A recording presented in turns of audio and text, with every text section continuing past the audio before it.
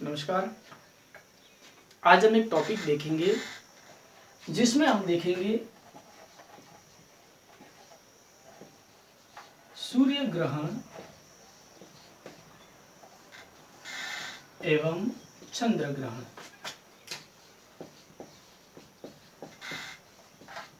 सूर्य ग्रहण और चंद्र ग्रहण इस टॉपिक के अंदर देखेंगे।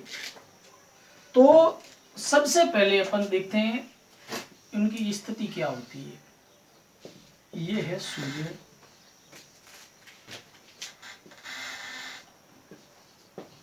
ये है चंद्रमा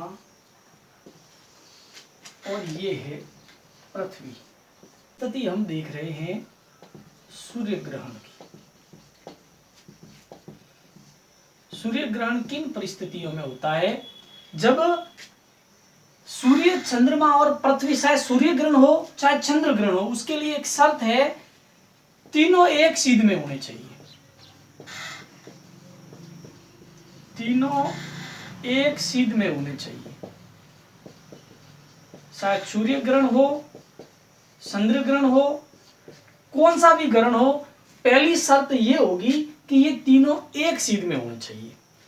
जब सूर्य का प्रकाश इस पृथ्वी पर जाएगा तो इस प्रकाश को यहां पर चांद रोक लेगा। यानी चांद इस प्रकाश को जब रोक लेगा तो जैसे हम पृथ्वी के इस हिस्से पर बैठे हैं, यहां से हम यहां रहते हैं और यहां इस हिस्से पर से हम यदि देखेंगे, यदि सूर्य को देखेंगे ना इस हिस्से से, तो ये बीच में अपन को चंद्रमा दिखेगा। चंद्रमा दिखेगा तो सूर्य का कुछ हिस्सा अपन को दिखाई नहीं देगा। ये कहलाता है सूर्य ग्रहण। सूर्य, चंद्रमा और पृथ्वी तीनों एक सीध में होते हैं। यानी जब यूं कह सकते हैं कि जब सूर्य और पृथ्वी के बीच में चंद्रमा आ जाता है, जब सूर्य और पृथ्वी के बीच में चंद्रमा आ जाता है तो सूर्य ग्रहण होता है। और ये सूर्य ग्रहण सूर्य के प्रकाश को रोक लेता है और पृथ्वी पर जो इंसान है वो जब सूर्य को देखते हैं तो बीच में चंद्रमा आ जाता है, जिसके कारण सूर्य का कुछ भाग हमको दिखाई नहीं देता। इस स्थिति को हम ग्रहण कहते हैं और ये स्थिति अमावस्या को होती है। अमावस्या, सूर्य ग्रहण हमेशा अमावस्या को होता है।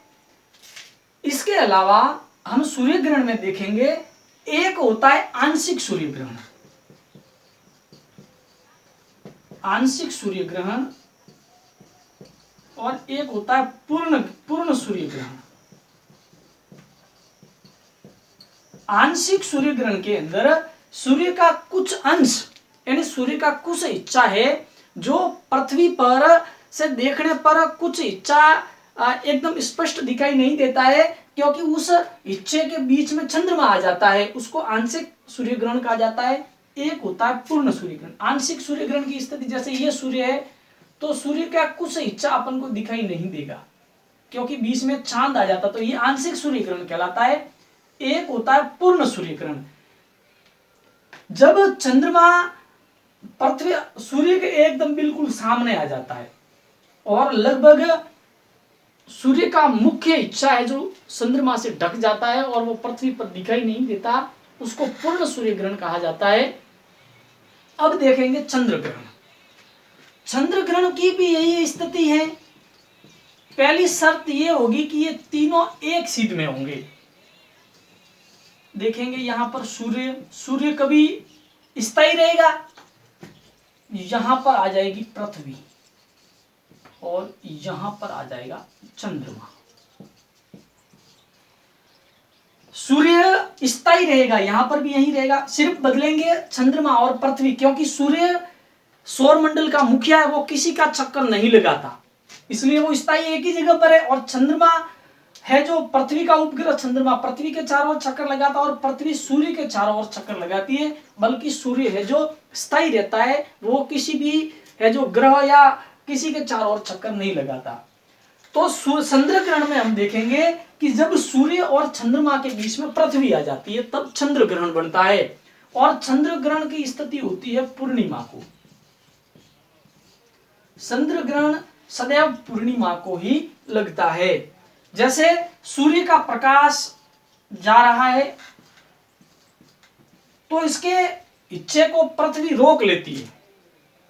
जैसे आपको पता ही है कि चंद्रमा स्वयं प्रकाशमान नहीं है, वो सूर्य के प्रकाश से चमकता है। जब सूर्य का प्रकाश चंद्रमा के ऊपर गिरता है तो चंद्रमा चमकता है। लेकिन यहां पर क्या होगा कि सूर्य के प्रकाश को ये पृथ्वी रोक लेगी और जो रुका हुआ प्रकाश चंद्रमा के ऊपर गिरेगा नहीं, और चंद्रमा के जिस भाग पर यह प्रकाश नहीं गिरेगा वो भाग नहीं चमकेगा, और उस भाग को है जो उस स्थिति को हम चंद्र ग्रहण कहेंगे। और ये चंद्र ग्रहण की स्थिति है जो पूर्णिमा को होती है।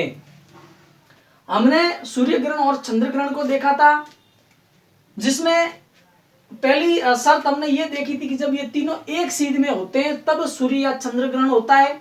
उसमें हमने आंशिक और पूर्ण सूर्य ग्रहण देखा, और सूर्य ग्रहण में यह देखा कि जब सूर्य और पृथ्वी के बीच में चंद्रमा आ जाता है तब सूर्य ग्रहण होता है, और ये प्रक्रिया अमावस्या को दिन होती है। और चंद्र ग्रहण की स्थिति में सूर्य और चंद्रमा के बीच में जब पृथ्वी आ जाती है तब चंद्र ग्रहण होता है, और ये परिस्थितियां है जो पूर्णिमा के दिन पे होती है। आशा करता हूं ये वीडियो आपको पसंद आया होगा। वीडियो को लाइक और शेयर करें। धन्यवाद।